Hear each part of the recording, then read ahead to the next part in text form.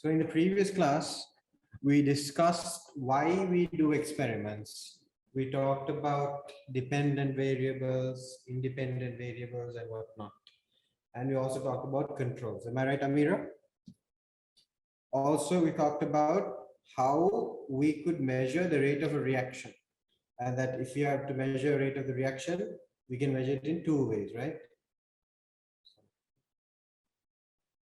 One would be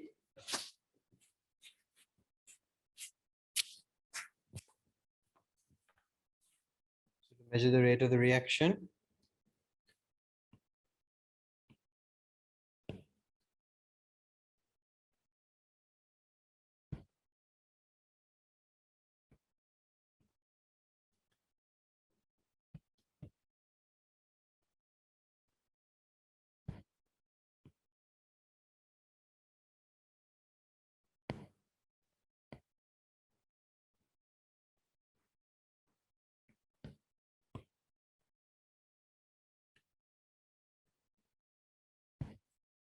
So we measure the rate of the reaction.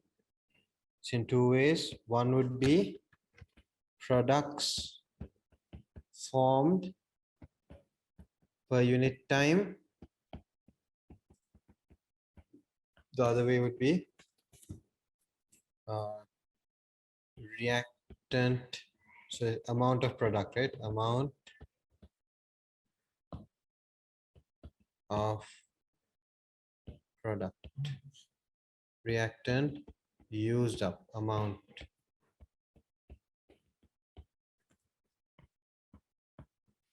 Per unit time. Now,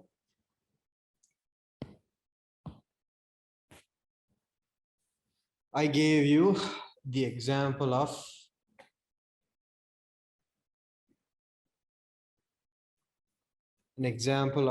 a reaction where the amount of product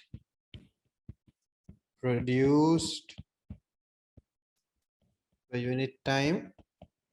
An example of this reaction would be, I said photosynthesis, so we can write 6 CO2 plus 6 H2O will give you C6H12O6 plus 6 O2, right? I said in this reaction,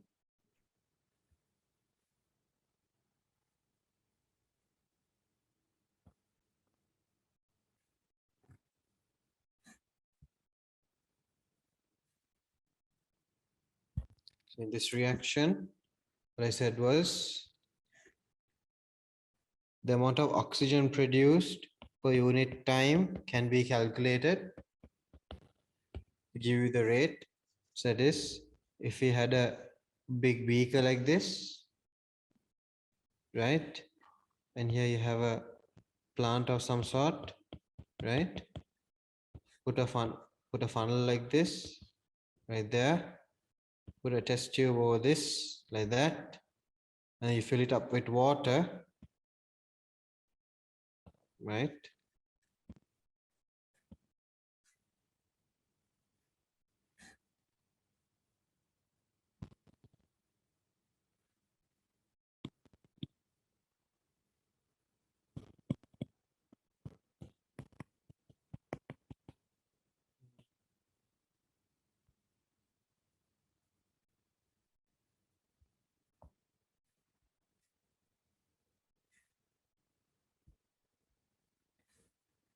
You will see small, sorry.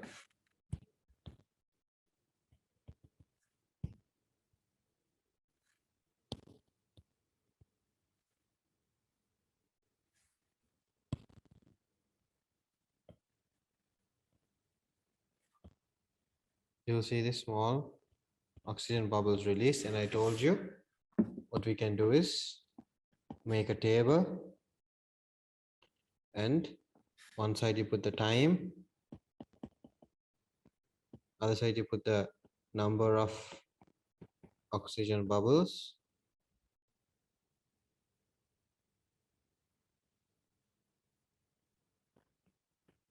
and you can say one in the first minute, 3 bubbles. The second minute, a total of 6 bubbles. That is from the beginning, right? From 0 seconds onwards, you start the stopwatch and you count the number of bubbles and you check, right?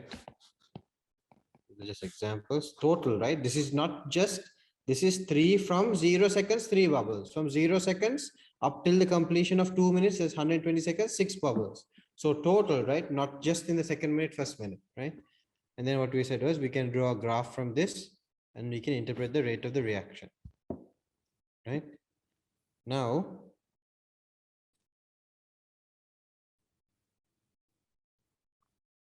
that is the amount of product produced per unit time, right? Okay. Shavin, are you following? You remember this from the previous class, right, Shavin?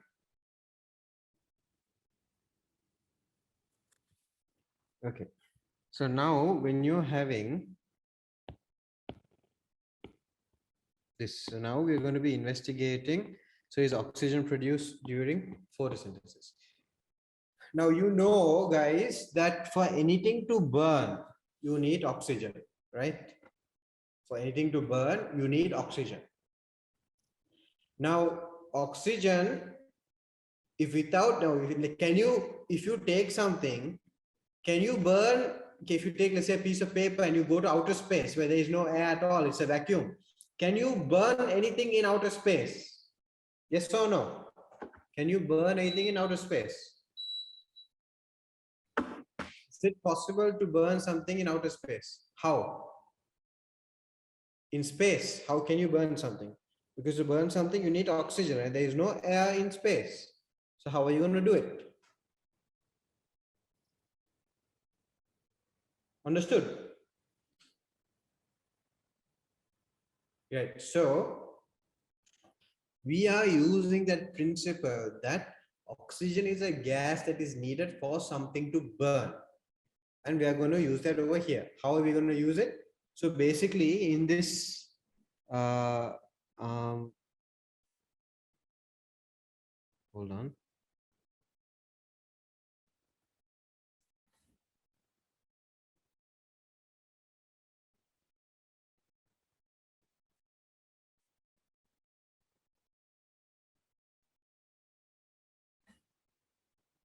Okay. Anyway, in this, wait, I'm trying to get this open somewhere else. I can edit it there. Okay, anyway, so you see in this experiment, guys, you see over here how you have now the same setup with the beaker, the funnel, the plant, the underwater plant, right, producing oxygen during photosynthesis. And what is done is at the end of the experiment, we put this, make this setup. Now, as I told you, when you have this setup,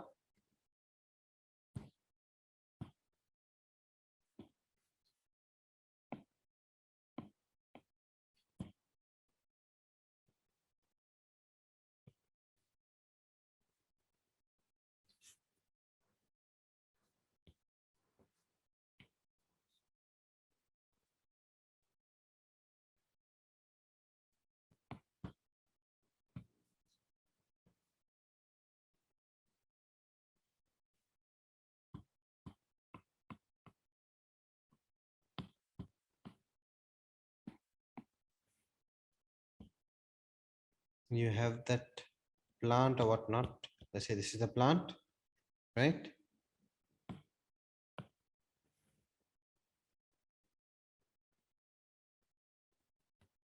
This is the water. Fill it all up with water. And so what happens is this starts to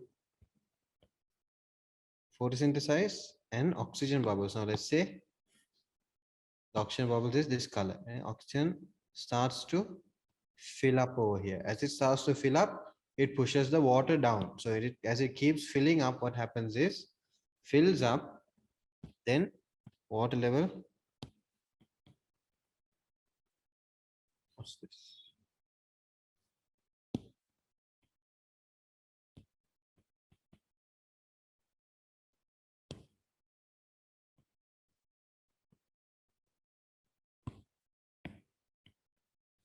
So as it fills up, what happens, guys, is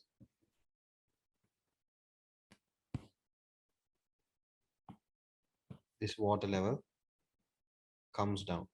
It comes down, and oxygen fills it up like that, right? And it pushes it down over here. As oxygen gas collects like this, it pushes the water level down over here, but then the water has nowhere else to go now, so it starts to fill up over here. It rises over here. You guys understand that, right? It rises over here. You understand that, guys? Yes or no? Now what you do is quickly you take this test tube out. When you take it out,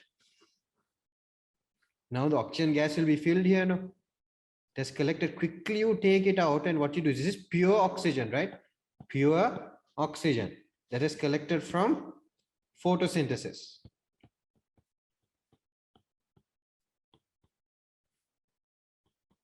Now, have you guys ever seen a match lit up? When you light up a match or piece of paper, initially there's a flame, there's a fire. After some time, the fire goes away, but the match or that piece of paper, it starts to glow brightly. Have you seen that, guys? It starts to glow brightly. Have you seen that? Guys, have you seen that? So when you do that on the flame, it glows very brightly, a bright red. When you quickly put that match, right? It's called a glowing splint, right? A glowing splint. It's a piece of wood that is glowing, but there is no fire. If you put it near this pure oxygen, it will catch fire.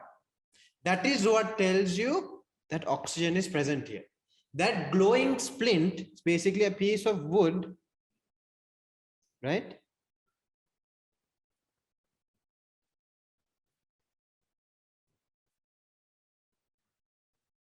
Right? Piece of wood that has this, basically.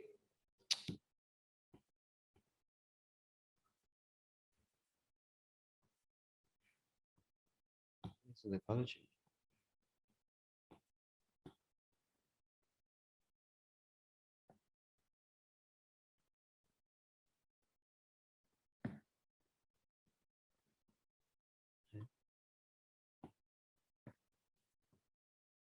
This is the glowing splint, right? What happens is, when it's exposed to this oxygen, it catches fire, becomes a flame. Now this glowing splint, if you put it next to nitrogen or hydrogen or let's say carbon dioxide, sulfur dioxide, it will not catch fire like this. It only catches fire in the presence of oxygen, right? So I will show you what that experiment is. Hold on.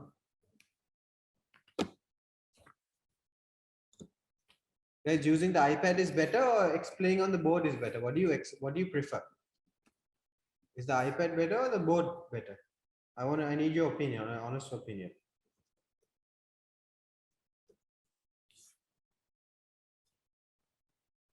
Your opinion matters to me.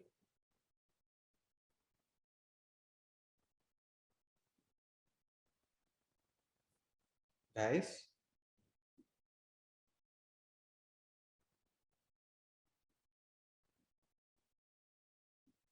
Now let's watch this.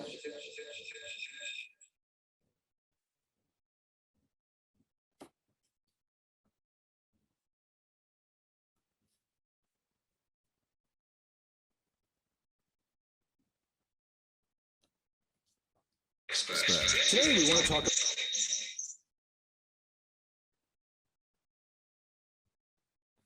Is this muted?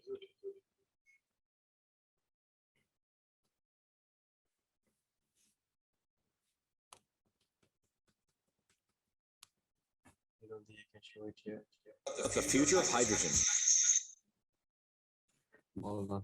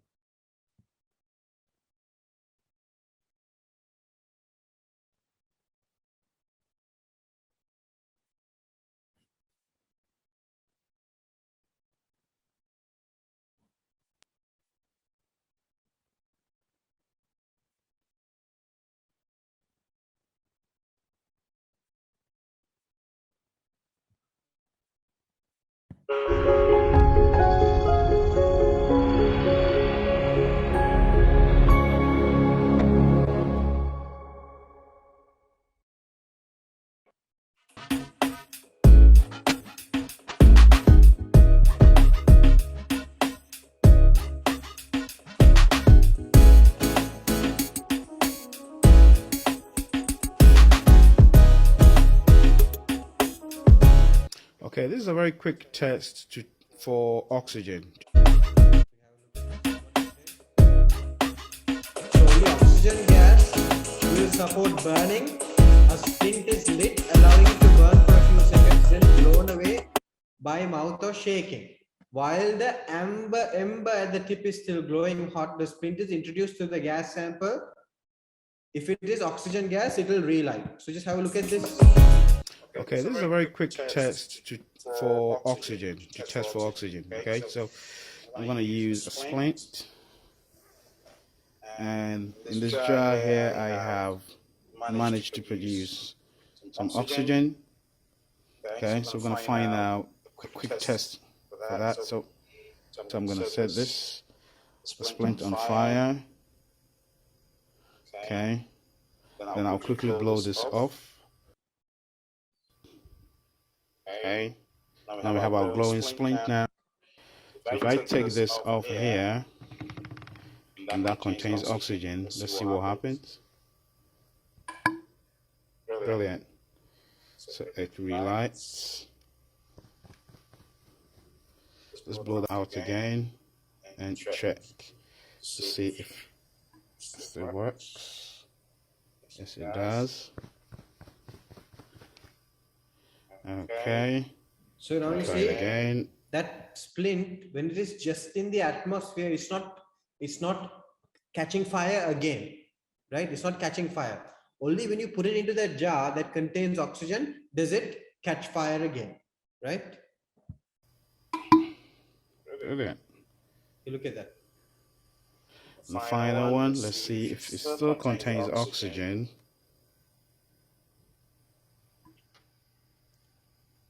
And it does. So you see? Okay. So guys, do you understand that? Shavin, do you understand it now?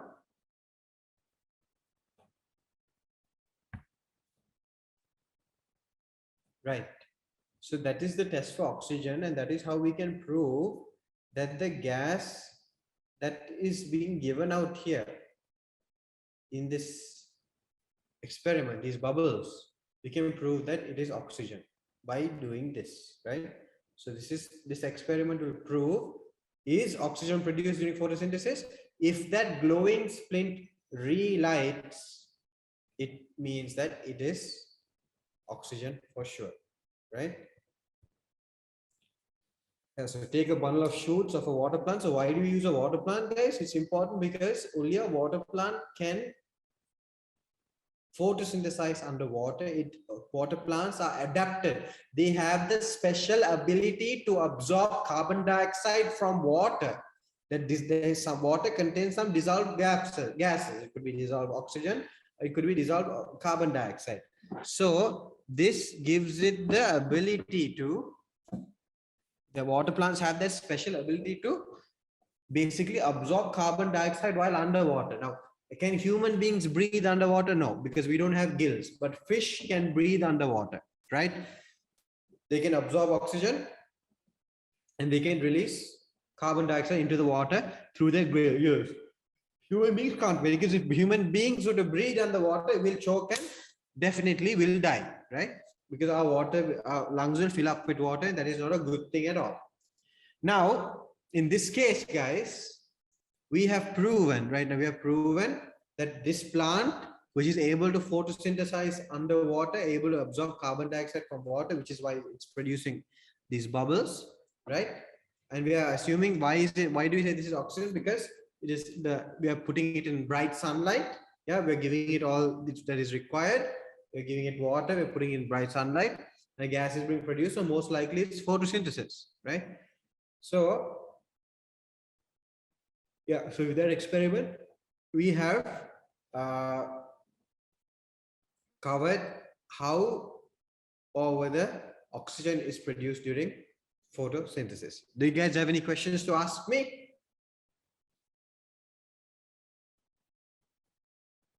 You guys have any questions? Good, great. Right, so next what we're going to do is we're going to investigate if light is needed for photosynthesis. Now, you have to understand, guys, that obviously from what we've studied so far,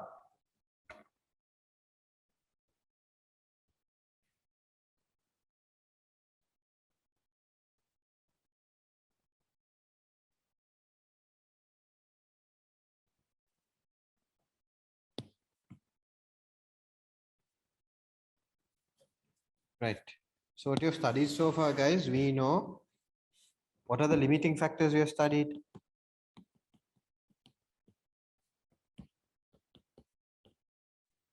One is carbon dioxide. Number two is light. Number three is what else? Carbon dioxide, light, temperature, right? In my notes is written temperature, and four we say chlorophyll. Right? Okay. Now from these limiting factors, guys, what we're going to figure out now is sunlight needed for photosynthesis? Obviously it's needed, right? Photosynthesis, you need sunlight. Now, how do we do this experiment? For this experiment, guys, what you need to know is this basic fact. You have carbon dioxide plus water turning into C6H12O6 glucose plus oxygen. Now, guys, you have to understand that glucose is what we know, what is known as a carbohydrate.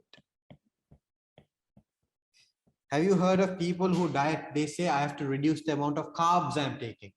I am on a low carb diet. Have you heard of the word low carb diet?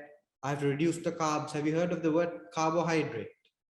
Guys, have you heard that? Yeah. So carbohydrates are basically sugars, right? So sugars can be simple sugars or complex sugars.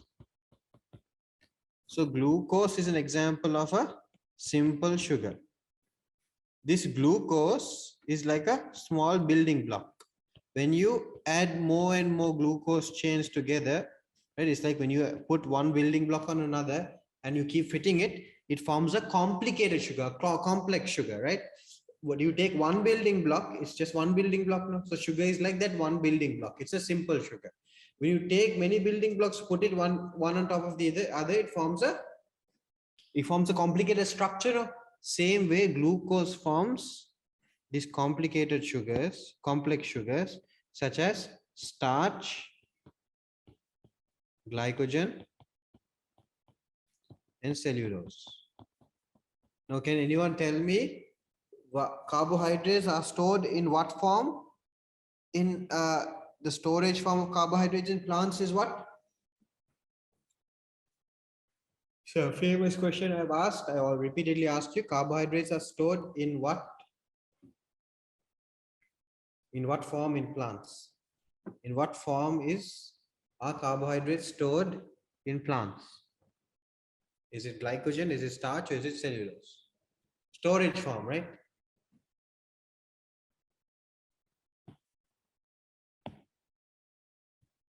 What form is it stored in, guys? I've repeatedly told you this. Is carbohydrates for, it says starch. Very good. It says starch. Glycogen is for animals.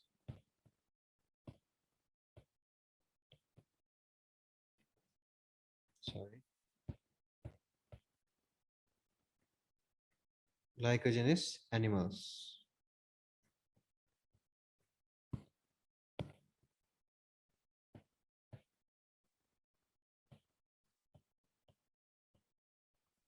Why is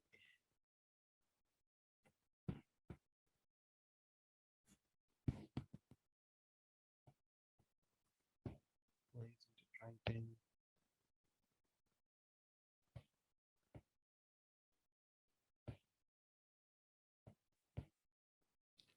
Yeah, animals. And cellulose is present in the cell wall, right? So it is a structural carbohydrate, right? It is a structural carbohydrate. It's used to make structures. This is a storage carbohydrate, storage form. Used to store. Okay. So guys,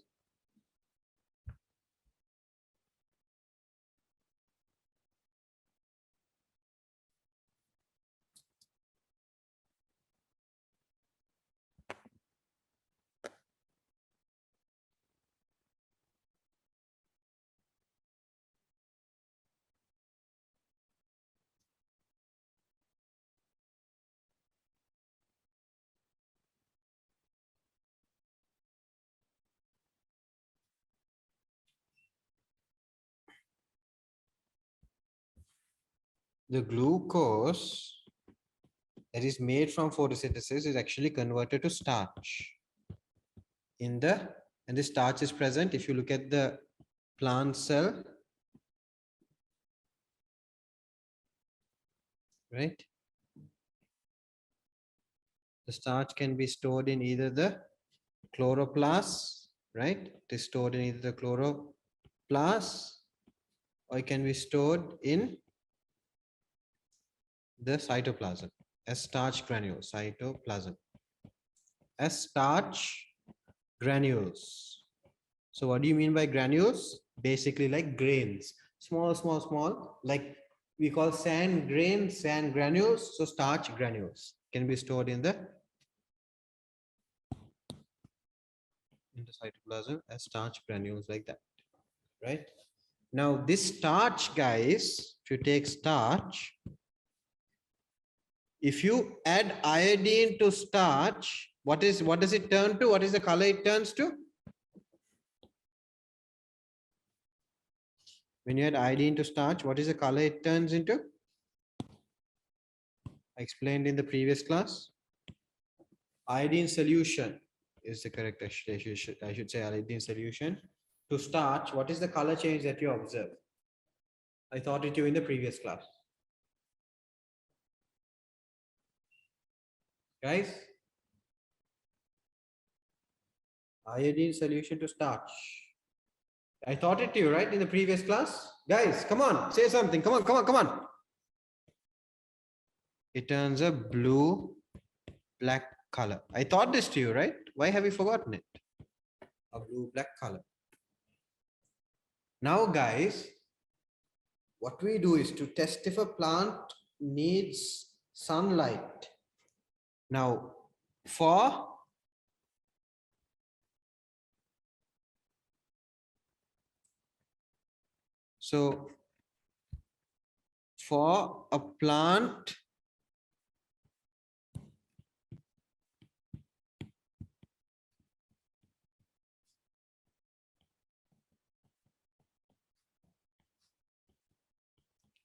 for a plant to produce this starch, right?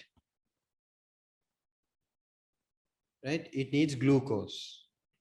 And for plant to produce glucose, it needs photosynthesis.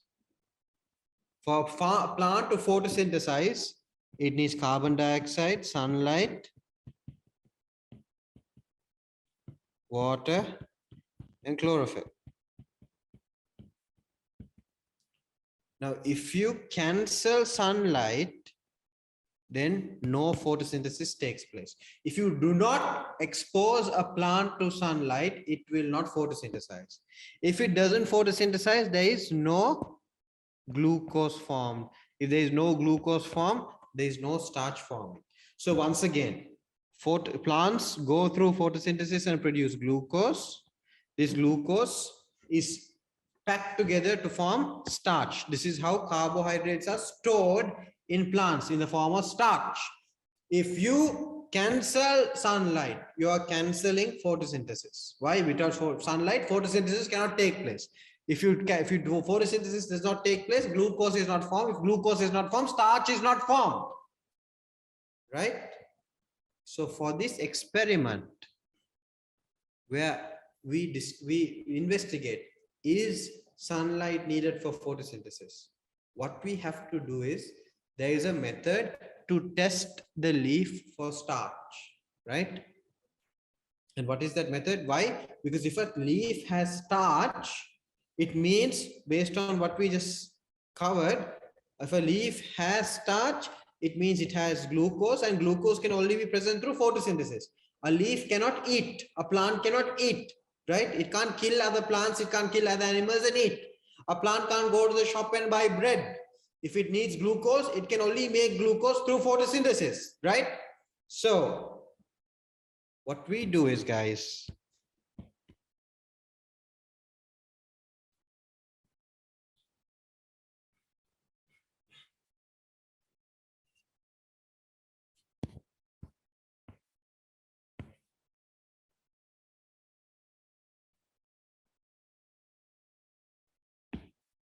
what we do is, We take a leaf.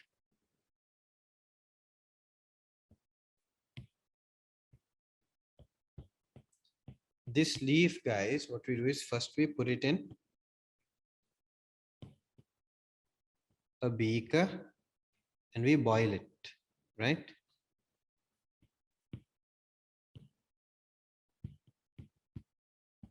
Boil it. Then boiling softens it. Then what we do is, guys, see here, the first step is we put the leaf in boiling water in a beaker. Next, what we do is we put this leaf, right, in a beaker, right, or with boiling water. We switch off the flame. Can you see the flame? And we make this. First, what we do is we put a beaker, we make the water boil in the beaker. The water boils, we switch off the flame, and we take a test tube of ethanol. Can you see this, guys? Yeah. A test tube of ethanol. Ethanol is a type of alcohol. This ethanol, guys, right, is able to wash the green color chlorophyll away. It washes the green pigment. Chlorophyll is a pigment, no?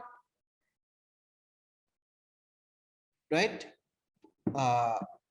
Chlorophyll is a pigment. So when you add this ethanol, chlorophyll, what happens is it gets washed away, right? And the leaf becomes somewhat transparent, right? The transparent. Now I'll tell you why we're doing this, right? I'll tell you why we're doing this, right? So when this leaf becomes transparent, it becomes something like this. So we wash it again, we remove the ethanol, we wash it in water again, and we add iodine solution to the leaf. And if the leaf contains starch, it will turn blue-black, right? So once again, what do we do?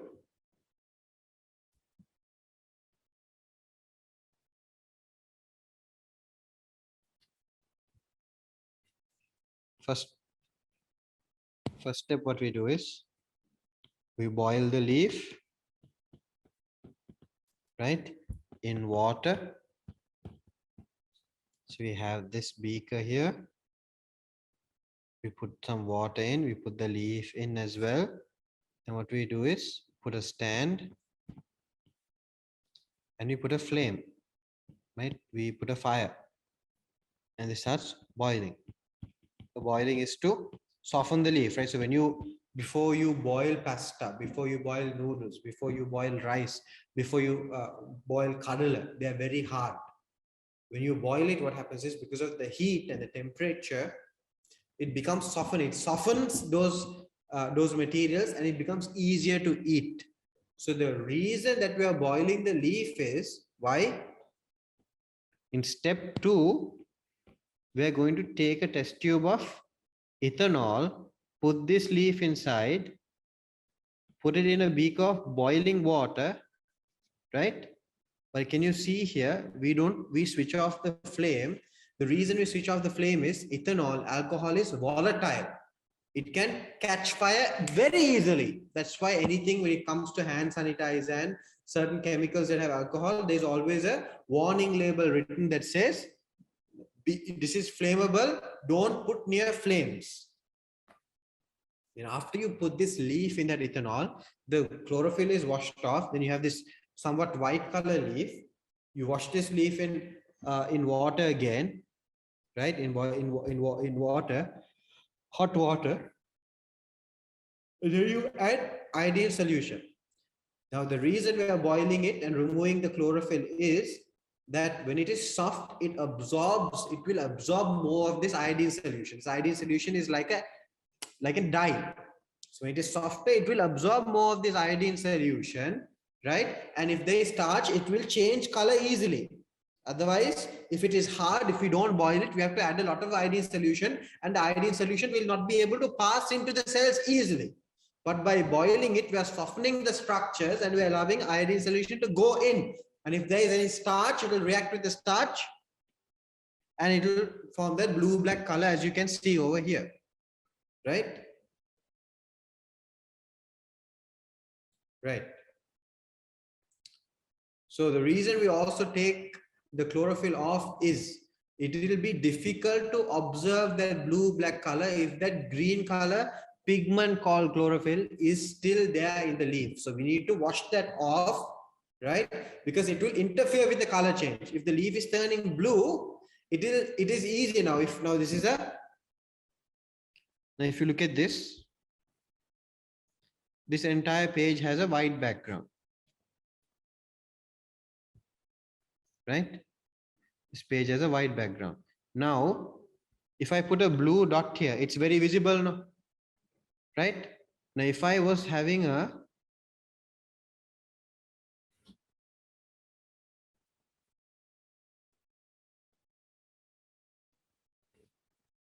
now if I has a dark green black background like the leaf, there's a dark green background.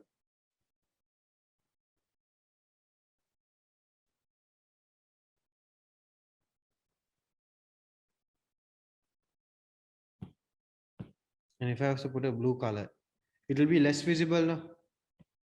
Not like this here. It's more visible.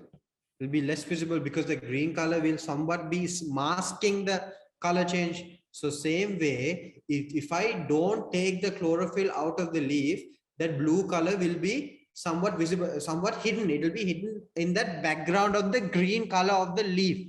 That's why we remove the chlorophyll and we boil it to make sure to soften the leaf so that as much iodine solution can go and enter the cells. It's not hard, it will become soft. When it is softer, it will absorb more iodine solution and there will be more obvious color change. Now for an experiment where we're investigating if light is necessary, what we do is, now we know how to test for starch. No? If a plant has photosynthesized, it will produce glucose. If it produces glucose, it will produce starch. This is the understanding. What is important is, I have a plant.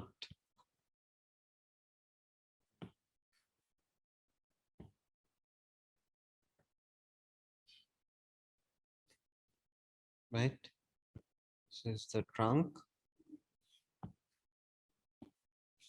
These are the leaves, right? And I'm putting this plant in the sun. So when I put it in the sun, I'm giving it sunlight, so it photosynthesizes. Photosynthesis takes place. Right? Now this other plant, this is plant 1, plant 2, other plant, guys.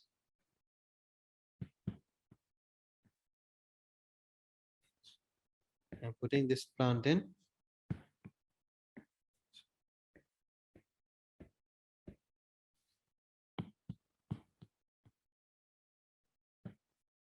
I'm putting in darkness. There's no sunlight. Because there's no sunlight, there is no photosynthesis. Because there's no photosynthesis, there is no glucose produced. Right? And no glucose means no starch.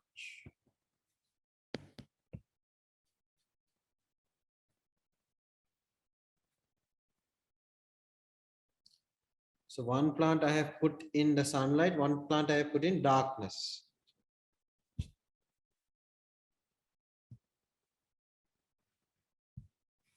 Plant 1 in sunlight, on 2 in darkness.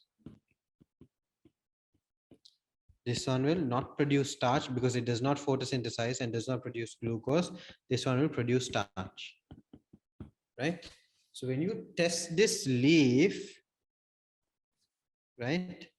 This leaf, if you test it for a leaf that has been in darkness, if you test it for starch, it will not show that blue-black color as you can see over here. Right? Now what I've done is, this leaf, I have covered it with aluminium foil, right? And this aluminium foil, this part is open. Light comes into this L shape, but light doesn't come in the other areas. So when you boil the leaf in water, then you boil it in ethanol, and you cool it, you clean it, and you add iodine solution. You can see here, right? This leaf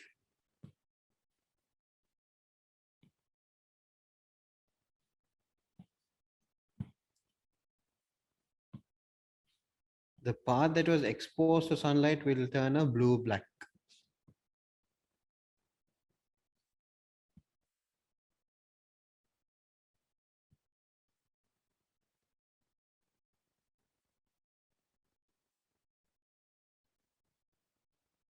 But the part, see, so this is the part that is exposed to sunlight. Can you see the L-shaped one? Can you see that here? It's exposed to sunlight now. But the part that is covering the leaf, the part of the leaf that is covered from sunlight, it remained blue-black. So it was brown color. Brown color is the color of iodine solution.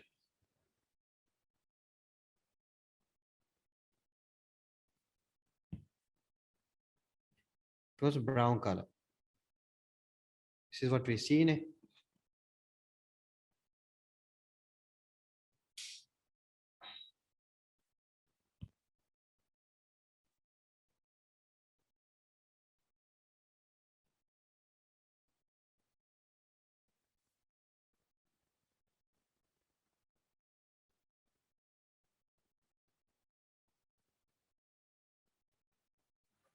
Right? So this is brown. Why? There is no starch. So because there is no starch, when you add iodine solution, it does not turn blue-black. It becomes only brown because iodine solution is brown. This part, sorry, this part and this part turns blue-black because it was exposed to sunlight and produced glucose. This glucose was converted to starch and kept there. Guys, you understood? Yes or no? You understand now why it's brown in one area, why blue-black in the other area? Perfect. So you see from this, I will just read this experiment. So what we'll do is, this is how you test the leaf for starch. Although plants synthesize glucose during photosynthesis, their leaves cannot be tested for its presence, as the glucose produced is quickly used up and converted into other substances and transported or stored as starch. Starch is stored in the chloroplast where photosynthesis occurs. So testing a leaf for starch is a reliable indicator of which parts of the leaf are photosynthesizing. This is what, so this is the setup. So this is how we do it. This is how we set it up. Then to proceed with the experiment, what we do is we de-starch a plant. How do you de-starch a plant? You remove all the starch. How do you remove all the starch? Now what happens is the leaf, guys, the leaf needs to, for anything to live, they need to go through respiration. Respiration, why? It produces energy which is needed for all the cells to live. Now for respiration, the equation for respiration is glucose plus oxygen will give you carbon dioxide and water. It is the opposite of the equation for photosynthesis. In photosynthesis, carbon dioxide plus water will give you glucose and oxygen, right? This way is the equation of photosynthesis, right? Glucose, carbon dioxide plus water will give glucose plus oxygen. So you see, guys, how if you remember one equation, you remove the other equation automatically, right? So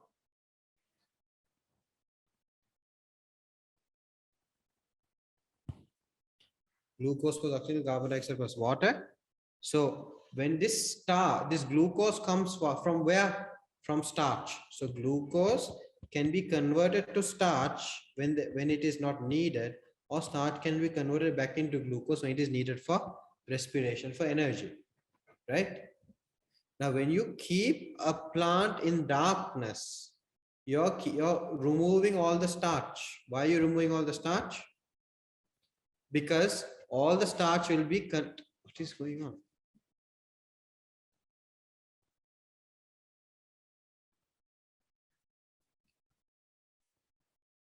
So if you place a plant in darkness, what happens, guys, is the starch present in its leaves will convert into glucose, and this glucose will be used in respiration. That means the starch will keep reducing because starch is converted to glucose and glucose is used up in respiration. Why is respiration taking place? Respiration has to take place 24/7. Why? If a cell stops respiring, it will not have energy. If it doesn't have energy, it will not live. It will die. Right? So, photosynthesis can only take place if there is sunlight, if there is carbon dioxide. But respiration, so a plant can carry out photosynthesis for a few hours a day and survive. But for a plant to live continuously, it needs each and every millisecond, each and every second, it needs to carry out it needs to carry out respiration. Without respiration, there is no energy, cells die. Right? So photosynthesis happens only during a small time during the day. Respiration occurs throughout the day. Now, if you place it in darkness, all the starch is used up, is converted into glucose. Glucose is used up for respiration.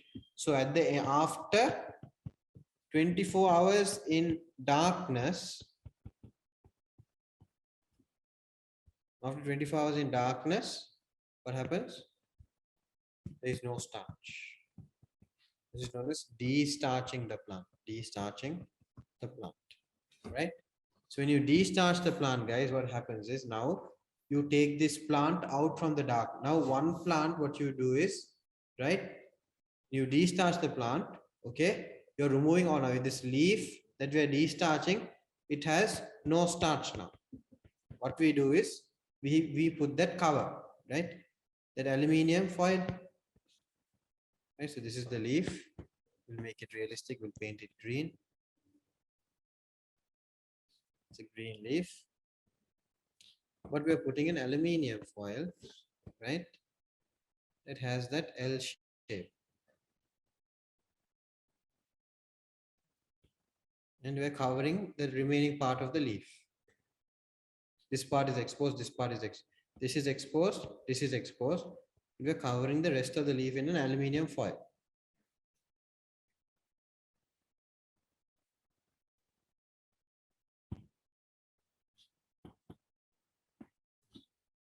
This is the exposed, this is green. So what happens is, guys, when you test for starch, right, this part becomes brighter color, lighter.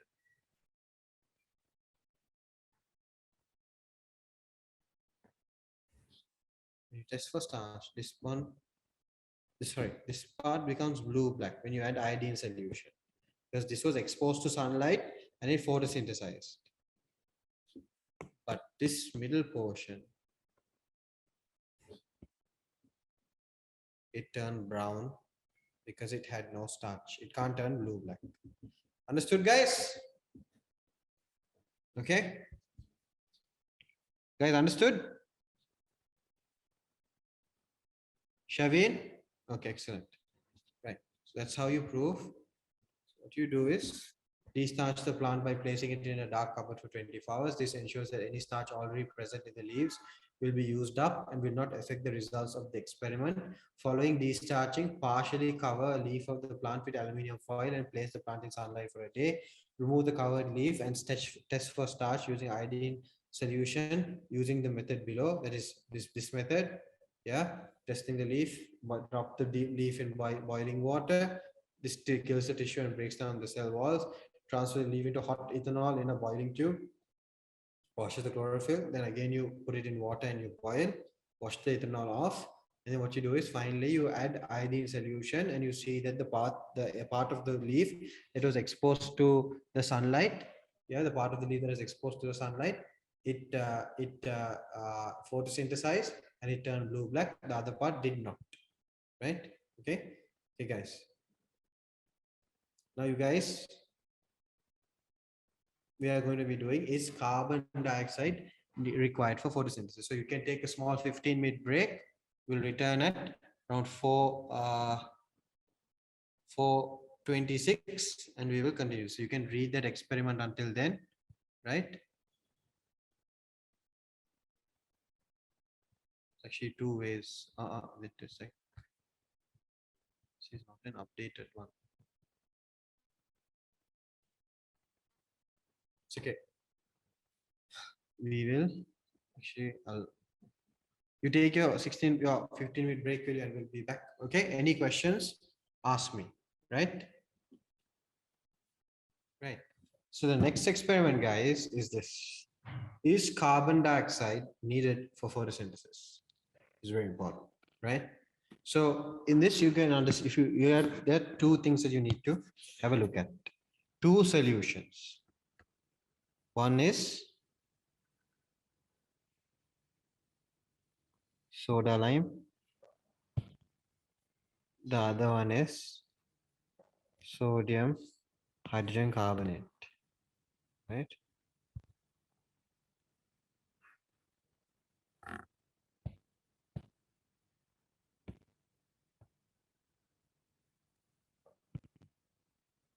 Right. So soda lime, guys, is actually soda lime. It absorbs carbon dioxide. You need to remember, this is very important. Number two, sodium hydrogen carbonate, it releases carbon dioxide. Now, what are we doing? So if you have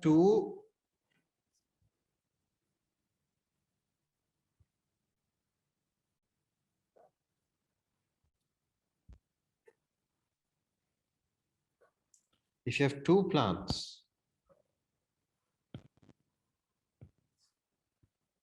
this is one plant.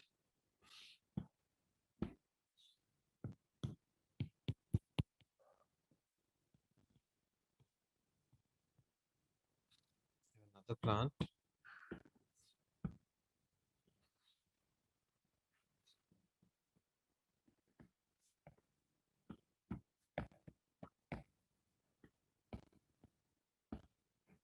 My version of a leaf, very ugly, but okay.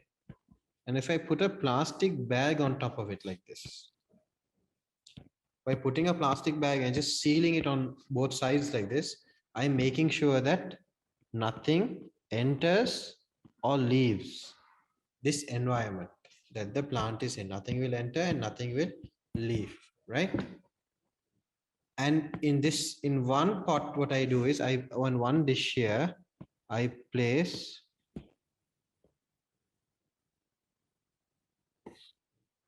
soda lime.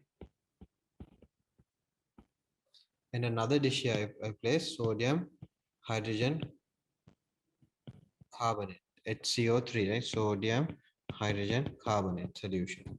This is soda lime over here, right? It's placed over here. This is the dish. That's the dish. Now soda lime absorbs carbon dioxide. This one releases. So what am I doing by doing this? By doing this, what I'm doing is I'm removing carbon dioxide here and I'm releasing carbon dioxide here, right?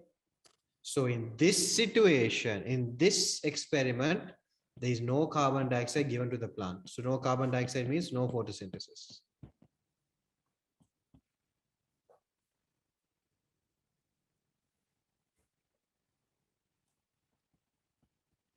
No photosynthesis means no starch. Why? Because no photosynthesis means no glucose. No glucose means no starch. Here you have carbon dioxide. So the plant will photosynthesize. Therefore, it will produce starch. Right? Okay. So after putting this plant soda lime here and putting sodium hydrogen carbonate here for 24 hours, what I do is now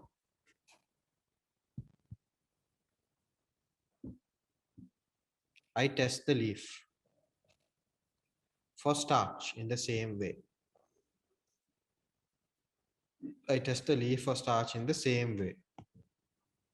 So you take leaf from, this is the leaf.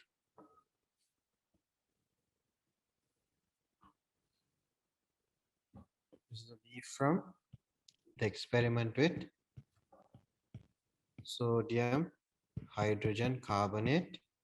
This is the leaf from experiment with soda lime. So which one will have now this one absorb CO2, right? In this experiment, the soda lime absorbs CO2. This one here, sodium hydrogen carbonate released CO2.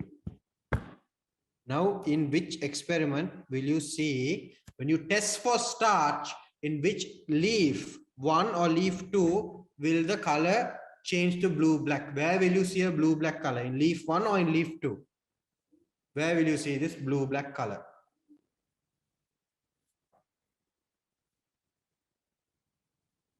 Amira, what do you say?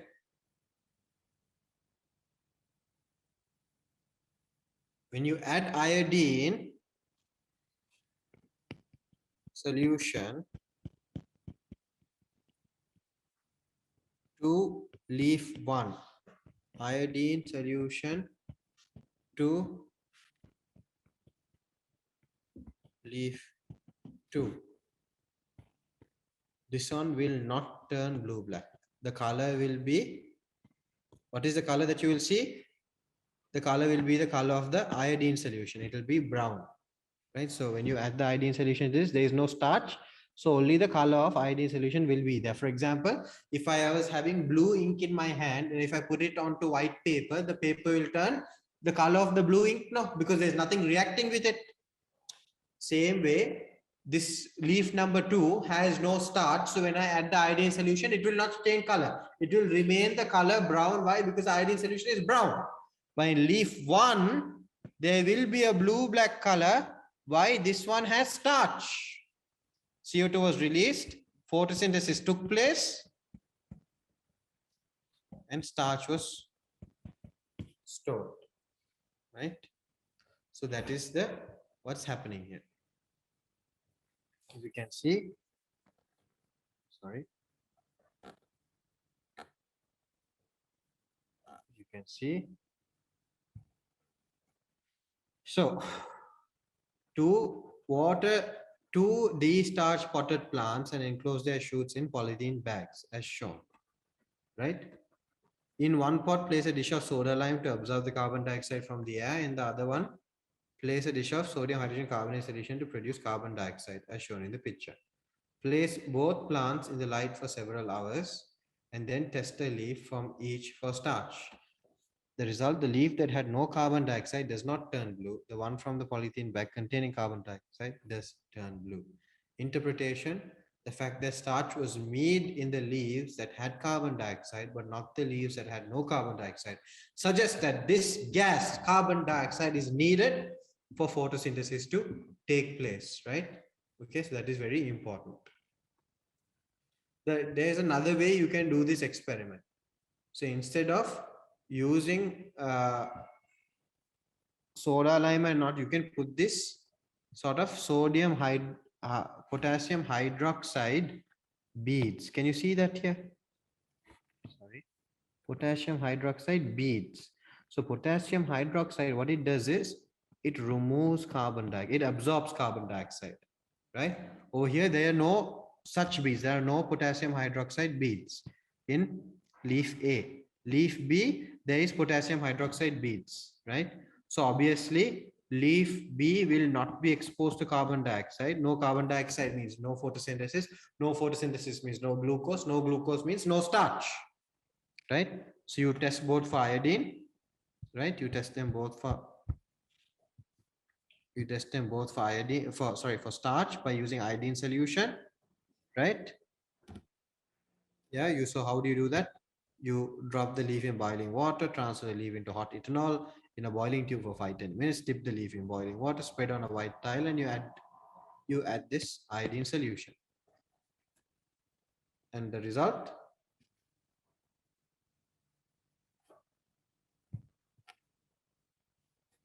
the leaf from the conical flask containing potassium hydroxide, that is this one, will be in that orange brown color. Why? no carbon dioxide was entering the leaf. Here, this will turn your blue black color, right? Why? Because it was exposed to carbon dioxide.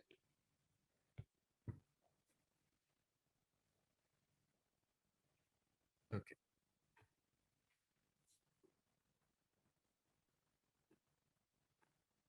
So guys, you understood that?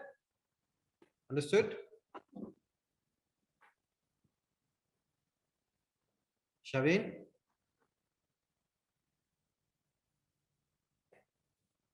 Shavin, did you understand?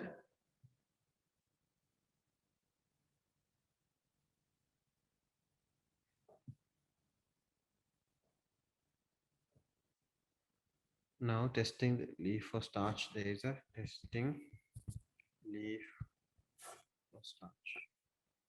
Show you this. This is the one. Do you know that leaves of plants produce glucose through photosynthesis? The excess glucose is then converted into starch, which is the reserved food material in plants.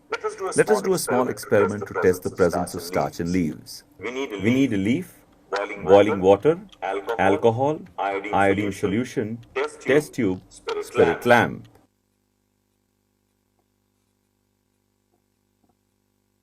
Take a leaf from a plant that has been exposed to sunlight for several hours. Place the leaf in boiling water.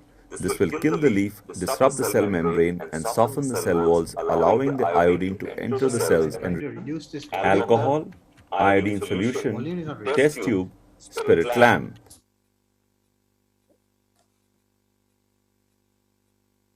Take a leaf from a plant that has been exposed to sunlight for several hours.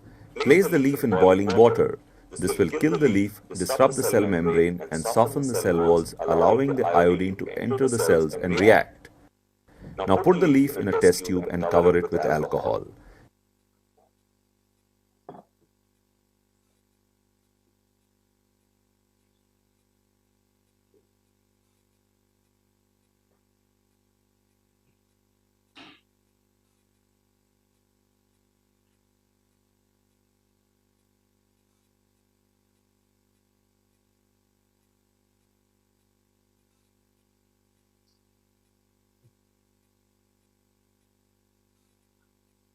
Keep the test tube in the boiling water. The chlorophyll slowly dissolves into the alcohol. Note that alcohol. See what you see here is slowly that colorless alcohol, right? That is the color of that, your hand sanitizer, the colorless hand sanitizer. Now it is slowly turning green color. That is because the chlorophyll is being washed away from the leaf. Removal of chlorophyll will help us observe the color change of iodine clearly.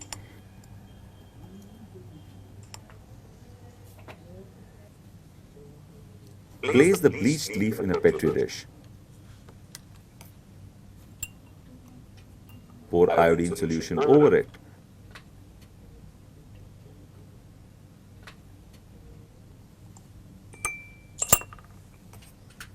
Note the color of the leaf. It changes to dark green. This is because iodine combines with starch present in the leaf and forms a violet-colored complex. This shows that starch is present in leaves. The thing is, it's not clearly dark blue color because there is still some greenish color inside, but the color becomes darker. It's not turning brown. It's actually turning dark blue, right? Because there is starch present. So you guys understand that? Doesn't that make it a little easier? Do you want to watch the video again? You want to watch the video again? You want me to repeat it? Yes or no? Do you want it to be repeated again because it was a little fast? Do you want me to repeat it? No. Okay. Put it in slow pace. Hold on.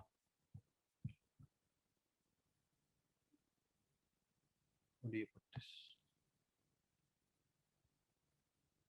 Do you know that leaves of plants produce glucose through photosynthesis? The excess glucose. Sorry. Do you know that leaves of plants produce glucose through photosynthesis? The excess glucose is then converted into starch, which is the reserved food material in plants. Let us do a small experiment to test the presence of starch in leaves. We need a leaf, boiling water, alcohol, iodine solution, test tube, spirit lamp.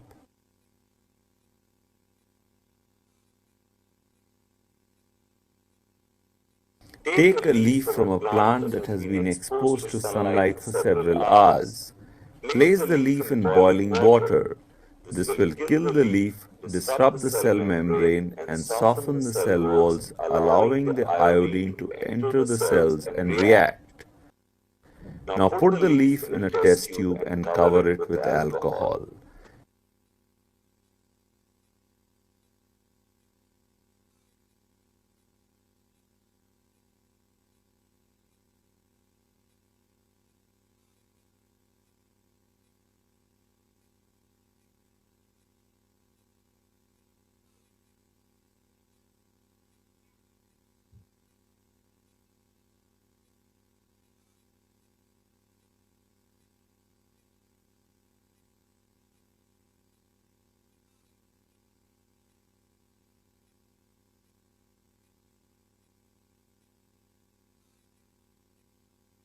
Keep the test tube in the boiling water. The chlorophyll slowly dissolves into the alcohol. Note that alcohol turns green. Removal of chlorophyll will help us observe the color change of iodine clearly.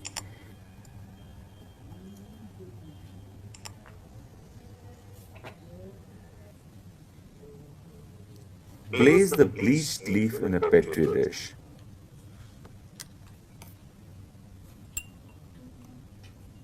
Pour iodine solution over it.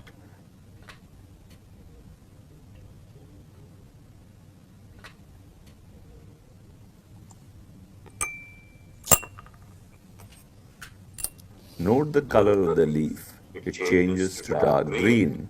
This is because iodine combines with starch present in the leaf and forms a violet-colored complex. This shows that starch is present in leaves. Now cover a leaf with a black paper for a couple of days and do the same test. See if it still has starch. Right. So that makes it a little clearer. Now on to the next experiment. Right?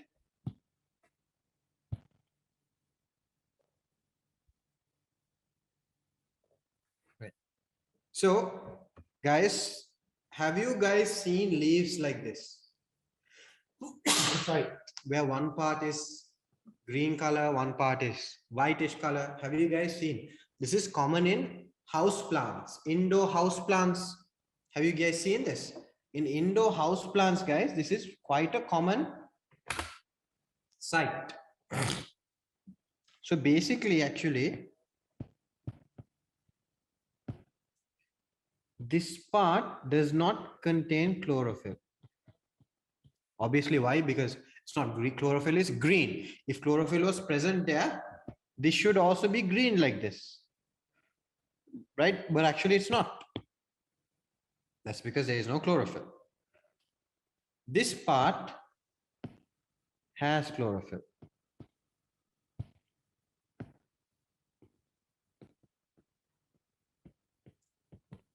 Right? This part has chlorophyll. Now, this is very interesting because why?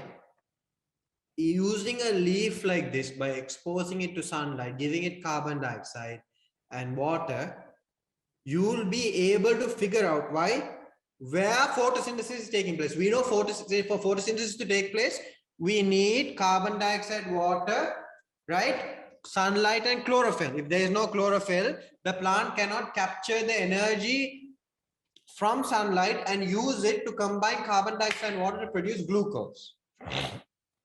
So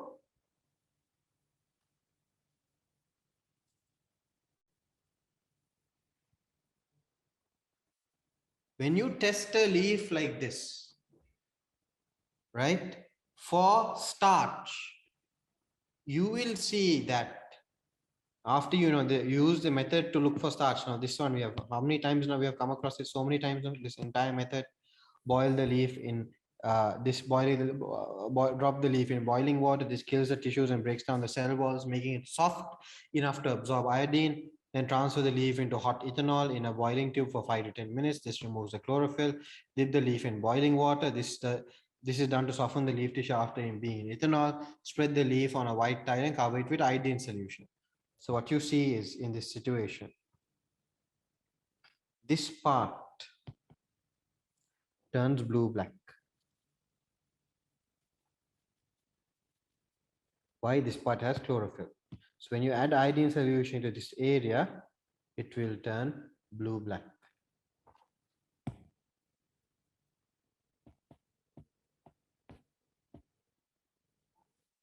You don't have any more colors. And this part, however, will have that orange-brown color. Why? No chlorophyll, so it will turn to orange-brown color. Why? Because the orange-brown is the color of iodine solution.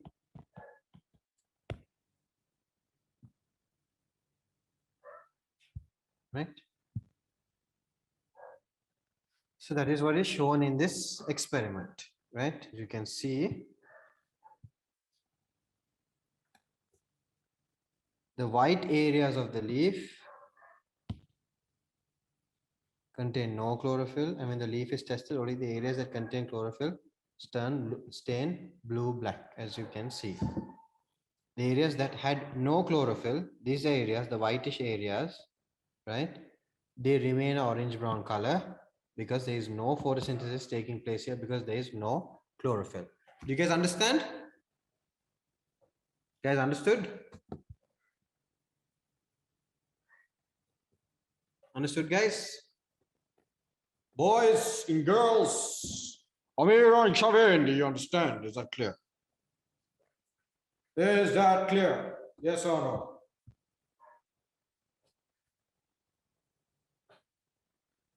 Is that clear?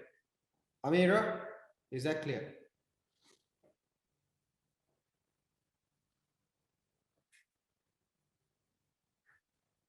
Amira, where is that Mohad bugger? Definitely that bugger has fallen asleep. Okay. Right. Anyway. So investigating the rate of photosynthesis, the plants usually use the Elodia and Camboba types of pondweed. As photosynthesis occurs, oxygen gas produced is released. As the plant is in water, the oxygen released can be seen as bubbles leaving the cut end of the pondweed. So we discussed that now. The number of bubbles produced over a minute can be counted to record the rate. The more bubbles produced per minute, the faster the rate of photosynthesis. More accurate version, so we can forget that, no need for that accurate version. So in this experiment, guys, now you see over here, we have a ruler. Let's say this is 80 centimeters, this is 0. That means this light lamp is 80 centimeters away from the plant, right? Over here, what we're doing is we're investigating the effect of changing the light intensity. I can have an experiment where the lamp is here, or I have an experiment where this same lamp is over here, 20 centimeters away. Where will the light intensity be higher? Here at 20 centimeters, the light intensity received, the light intensity will be higher in lamp number 1 or lamp number 2. This is 80 centimeters away, this is 20 centimeters away. Where will the higher light intensity be reaching the plant? In lamp number 1 or 2, guys? Which one?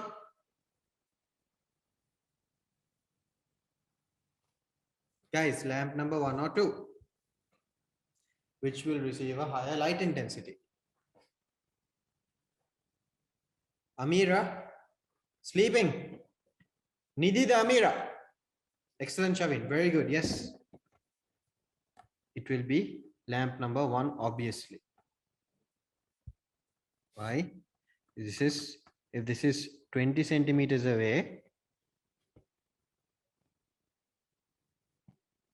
this is close or no?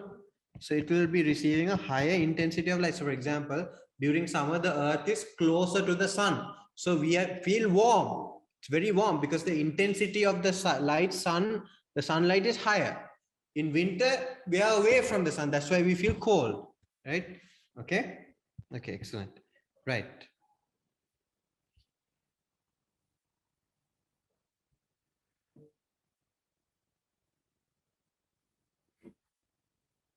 Okay, so we can measure the effect of changing temperature this way. Changing light intensity, sorry, in this way.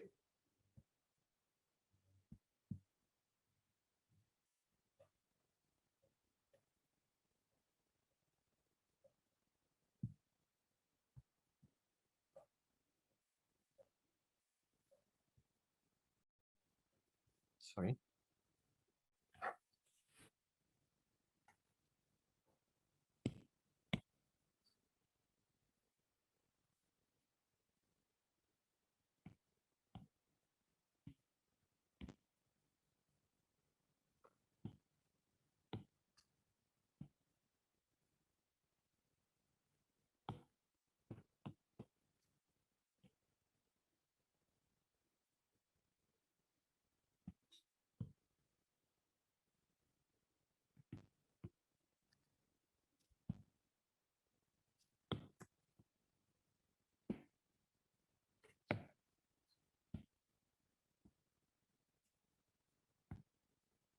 Right, so when you have this experiment, how would you know? Now this is producing bubbles of oxygen, right? This is producing bubbles of oxygen, right? And oxygen collects over here.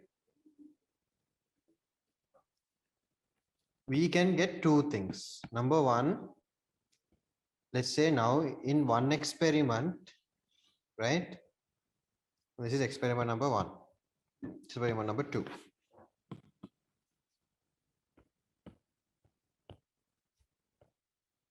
This is the plant, right? This is the test tube to collect it. And we're filling in it water here, water here, water here. And there are oxygen bubbles produced and oxygen fills up over here. Now in this experiment, guys, experiment number 1, 10 bubbles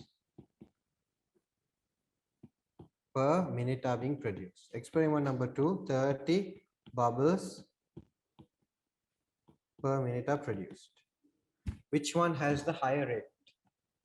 Based on what I told you, is experiment one having photosynthesis at a higher rate, or is experiment number 2 having photosynthesis at a higher rate?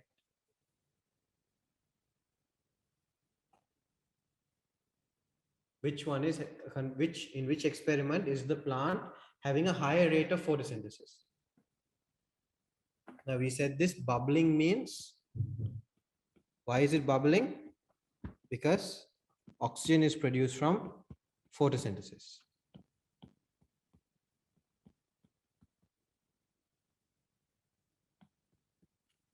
So more bubbles means high amounts of oxygen is produced. High amounts of oxygen is produced. Why? Because high rate of photosynthesis. Right? Now, what we are doing in this experiment is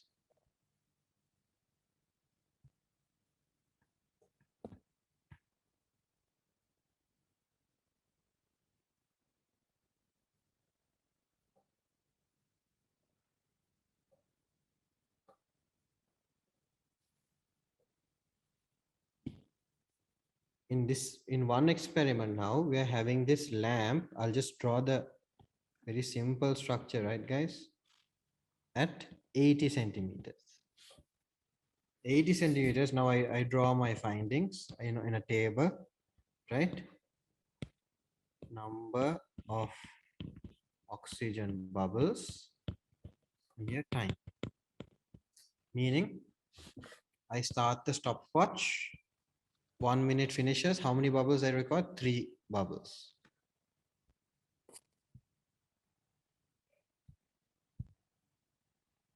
Right. Then at the end of 2 minutes, a total of 8 bubbles. 3 minutes,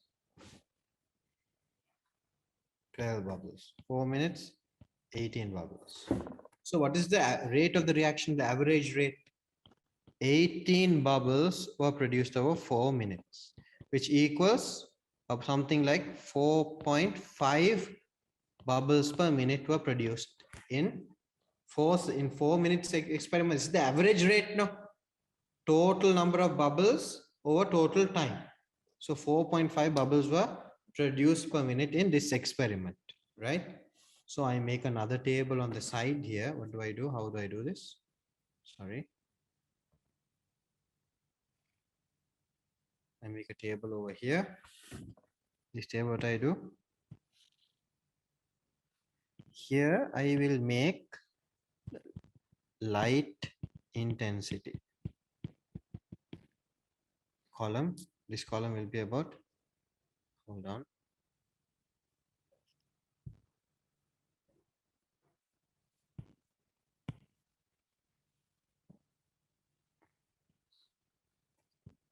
Light intensity. Here it is rate of photosynthesis. So light intensity means we're not measuring anything, we're just measuring the distance now. So at a distance of 80 centimeters, sorry, we'll not name it light intensity, we'll name it distance from the lamp. That is more accurate now. That is the character. Sorry, don't you say light intensity, distance. So at a distance of 80 centimeters, I saw bubbling at the rate of 4.5 bubbles per minute produced. Okay. Now what do? I change the distance. I make the distance now 60 centimeters. 60 centimeters, I notice that the rate is higher. The first minute there is like 4 bubbles. At the end of the second minute there is 10. Here 15. Here 20. So what I notice when the lamp is closer, when the light intensity is higher, there are 20 bubbles produced in 4 minutes, meaning about 5 bubbles per minute produced. So I take this and I put, okay, at a distance of 60 centimeters, the rate is 5 centimeters per minute. Then I repeat I put it even closer now, right? Now the distance I make it 40 centimeters. At a distance of 40 centimeters, I see, what do I see? I see now 10 bubbles here, 20, 30, 40. So I do the calculation. At the end of 4 minutes, a total of 40 bubbles were produced. So what is the rate? What divided by 4? 10 bubbles produced per minute. So here, I write here 40, rate is 10.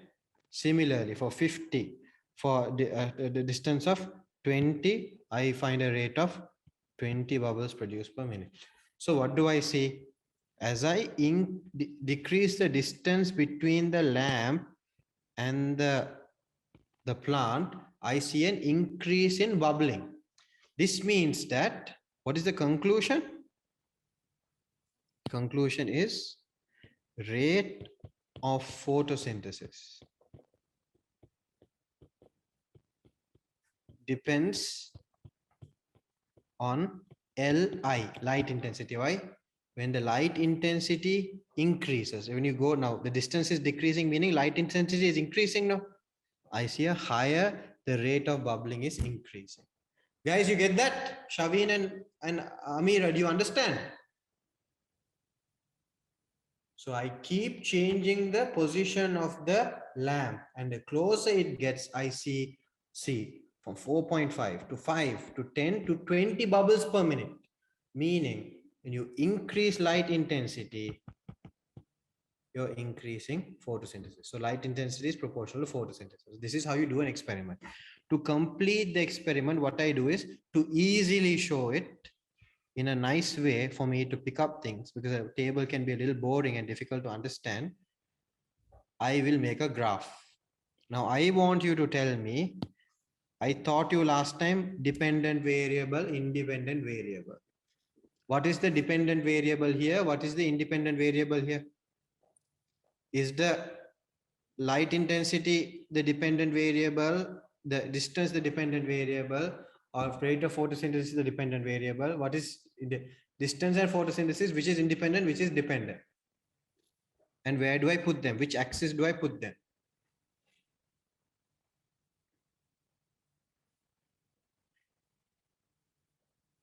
Which is the dependent variable, which is the independent variable? Where do I put them? On the x-axis or y-axis?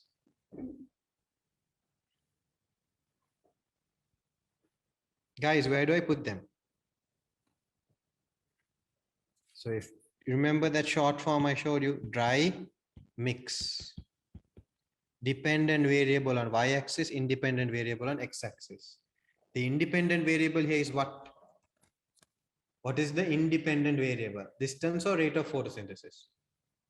Distance means light intensity, in other words, right?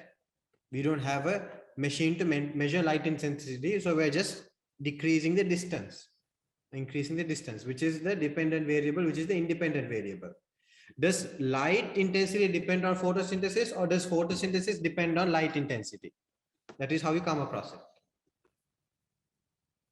Does light intensity depend on photosynthesis, or does photosynthesis depend on light intensity? Guys, come on. Tell me. Don't waste time. So the dependent variable is rate. I taught you this, guys. We had a very clear class, rate of photosynthesis over here. So this is the dependent variable. Right? So dependent variable on y-axis, independent variable is the distance actually. In other words, distance is light intensity. That's how we varied it, right? Yeah, guys, yes or no? I want your participation.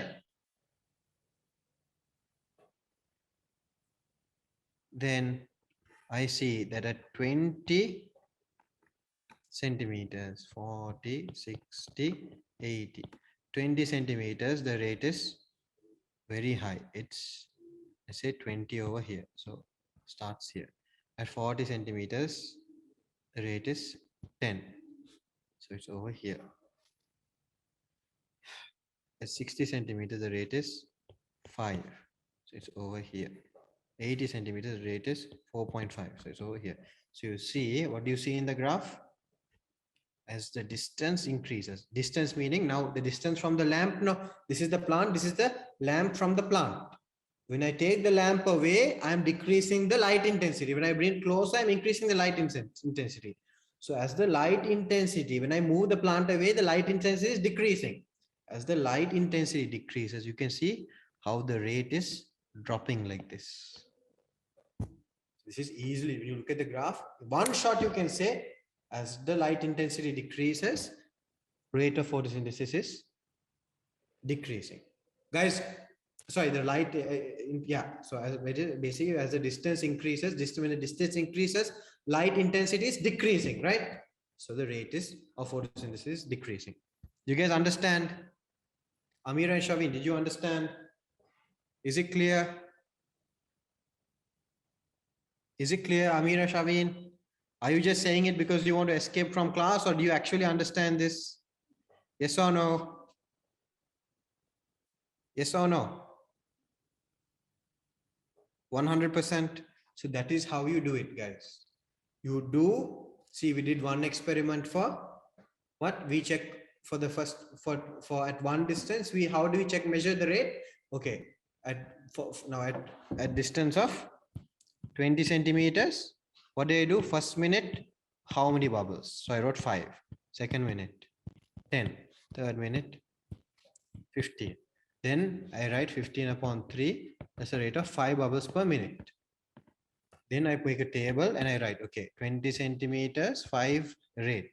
Then I do another experiment at 40 centimeters and I write those values. And then what I do is I draw a graph based on all of the experiments. That is how you proceed. One experiment, you have to measure the rate, measure the time, measure the bubbles. Then for different distances, different light intensities, you check the rate, you put it in a table and you plot the graph. That is how you display the results. And you tell based on the graph, based on the results, you can see that when light intensity is decreasing, that is when the distance of the lamp from the plant is increasing, there is a decrease in the rate of photosynthesis. Okay, right, so that is our class.